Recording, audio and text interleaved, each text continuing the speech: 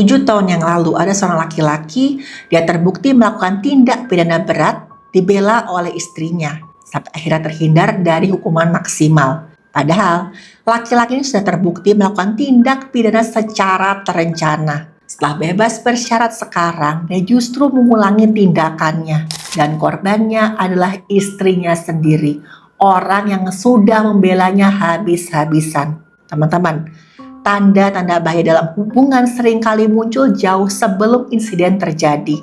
Sayangnya, jarang banget ada yang sadar sebesar apa resikonya sampai akhirnya terlambat. Tonton video ini sampai selesai, jadikan pelajaran agar kita terhindar dari hal-hal yang membahayakan.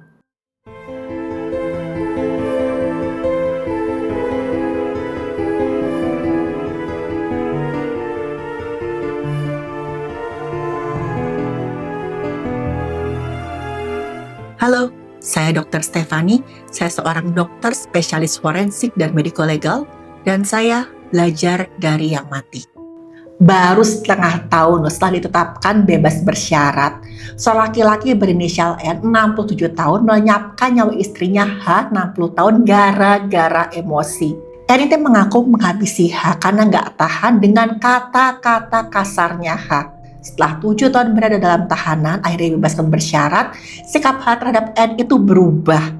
N bilang, H sering banget menghina N secara fisik dan mengungkit statusnya sebagai mantan narapidana. Ya, N itu sempat ditahan tahun 2018 karena tindak penghilangan nyawa secara berencana. Waktu itu, N menghilangkan nyawa seorang perempuan berinisial S yang adalah selingkuhannya. Perlu teman-teman tahu, jauh sebelum kejadian ini, N tuh punya karir yang sukses. Keluarganya juga bahagia.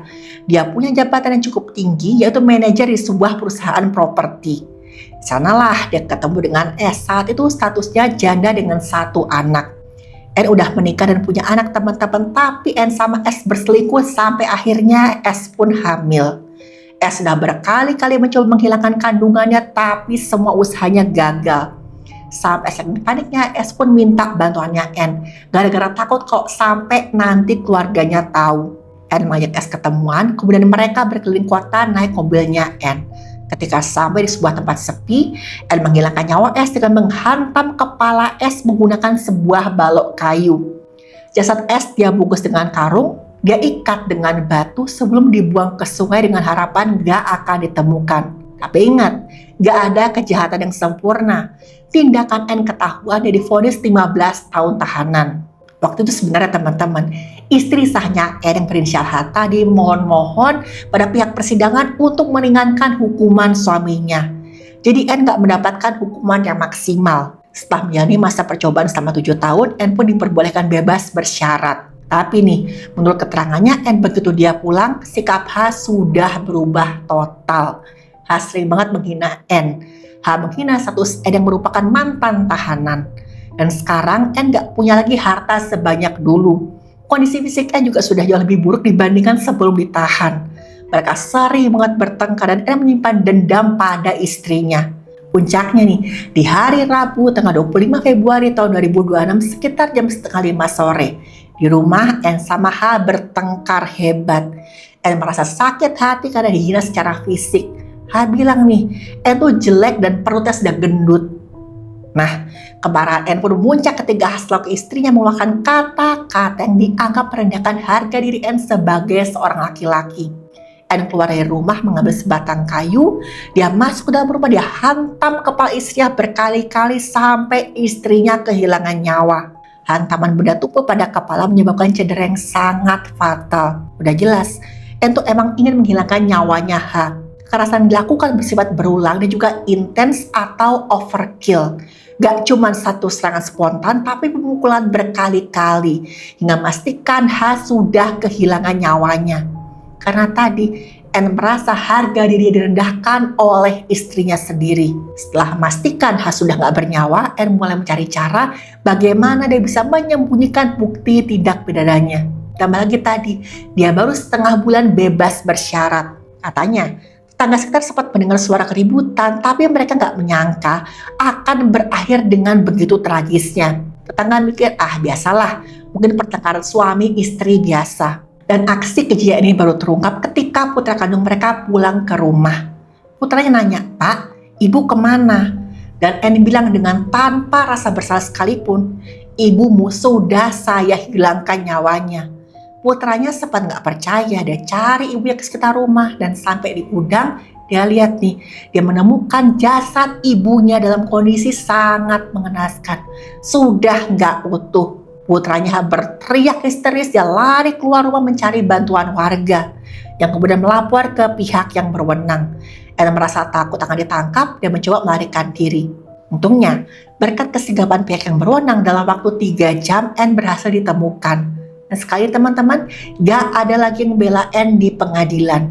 Anne mengakui semua perbuatannya kalau memang dia sudah menghilangkan nyawa istrinya sendiri. Setelah memastikan istrinya gak lagi bernapas, Anne tadinya memutuskan mau membuang jasad istrinya. Dia bungkus jasadnya H dengan sarung dan juga karung goni, tapi Anne kesulitan ketika menaikkan jasad istrinya ke sepeda motor. Dan kemudian menyeret kembali jasad H ke bagian dapur, dan di sana teman-teman dia ambil sebuah talenan dan juga sajam yang biasa digunakan untuk mengiris daging. Dan dengan sajam itu N pisahkan kedua kakinya H, sementara bagian tubuh lainnya dia bungkus dan dia simpan di gudang belakang rumah yang nanti akan ditemukan oleh putranya. N membawa bagian kaki H ke rumah saudaranya si H tadi. Rumahnya dalam keadaan kosong. Dan di sana dia taruh di potongan kakinya H di lubang galian yang ada di samping rumah. Setelah itu N kembali pulang, dia memisah-pisahkan tubuh istrinya lagi.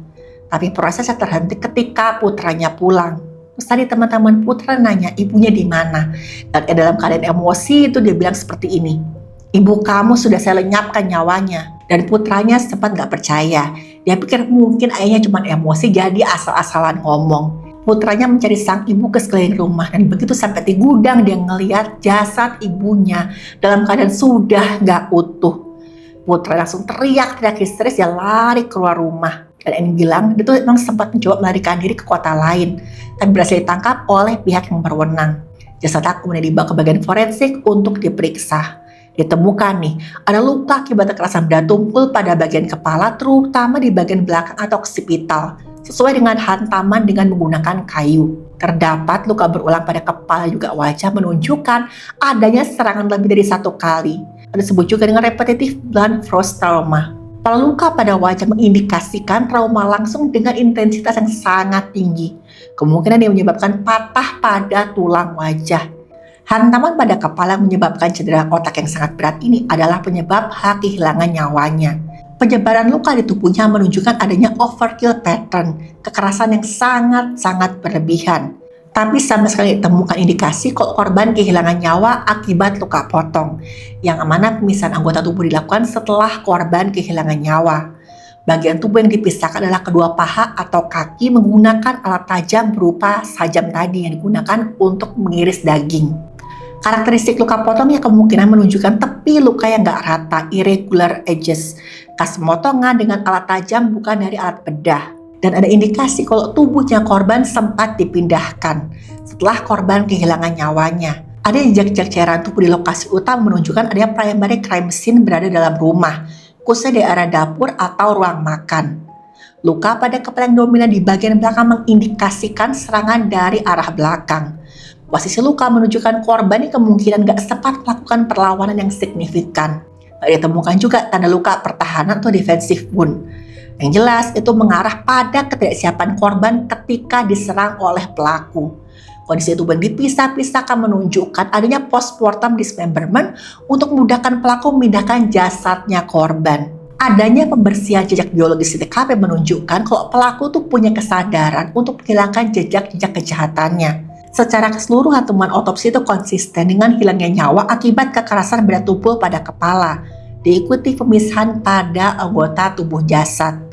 Ed mengaku dia sudah berusaha menghilangkan jejak dengan mematikan ponselnya sebelum mencoba kabur. Tapi ingat, sinyal perangkat tersebut ternyata masih memancarkan lokasi digital secara akurat. Waktu ditangkap, Ed gak melakukan perlawanan berarti pada petugas. Pihak yang berwenang juga mengamankan motor yang digunakan serta tajam yang dibawa lari oleh N. N pun mengakui semua perbuatan secara terbuka di hadapan penyidik. Gak ada lagi yang dia tutup-tutupi. Dan sakit hati yang mendalam itu ada alasan tunggal yang disampaikan oleh N. Sejauh ini penyidikan menunjukkan kok tindakan N itu gak berdasarkan emosi yang sesaat.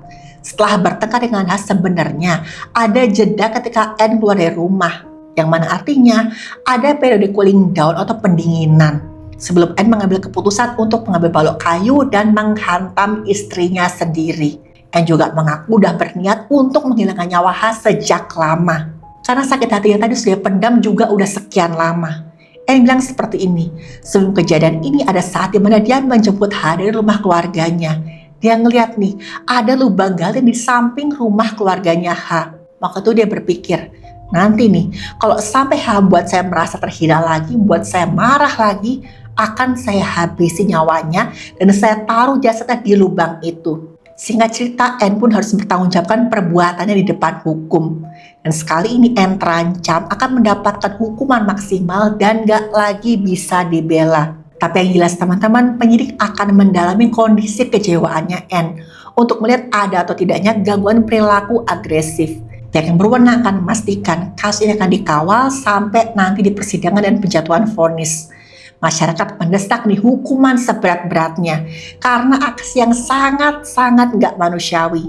Dan sementara itu putra N dan juga H memerlukan pendampingan psikologis trauma pasca kejadian. Kabarnya nih terakhir sudah dilakukan rekonstruksi kejadian oleh pihak yang berwenang. Menurut keterangan petugas yang ada di lapangan, N sama sekali enggak menunjukkan tanda-tanda penyesalan. Semua reka adegan dilakukan dengan sangat tenang, hampir enggak ada emosi sama sekali. Yang jelas teman-teman, saya berharap kasus ini bisa segera selesai dengan ketentuan hukum yang berlaku.